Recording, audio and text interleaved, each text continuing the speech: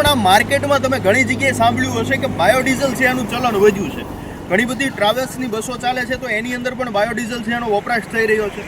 સાથે સાથે સરકારે પણ પેટ્રોલની અંદર 20% છે ઇથેનોલનું મિશ્રણ કરવાનો 2030 સુધીમાં ટાર્ગેટ રાખેલો, પણ હમણાં 2025 સુધીમાં સરકારે એ ટાર્ગેટ છે એ પૂરો કરી લીધો. એટલે પેટ્રોલની અંદર અત્યારે 20% ઇથેનોલ પણ ભેળવવામાં આવે છે.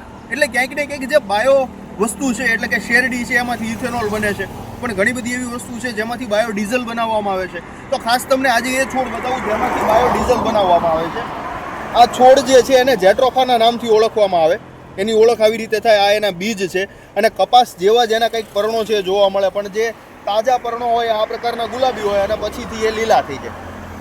તો આમાંથી છે બાયોડીઝલ બનાવવામાં આવે. આ વિડીયોનો ખાસ ઉદ્દેશ્ય એ જ હતો કે તમને જાણવા મળે કે આ છોડ છે જેમાંથી બાયોડીઝલ બનાવવામાં આવે છે. અને આવી સરસ માહિતી જો તમને ગમતી હોય તો અમારા વિડીયોને શેર કરી અમારા પેજને ફોલો કરવાનું ભૂલતા નહીં. જય જય.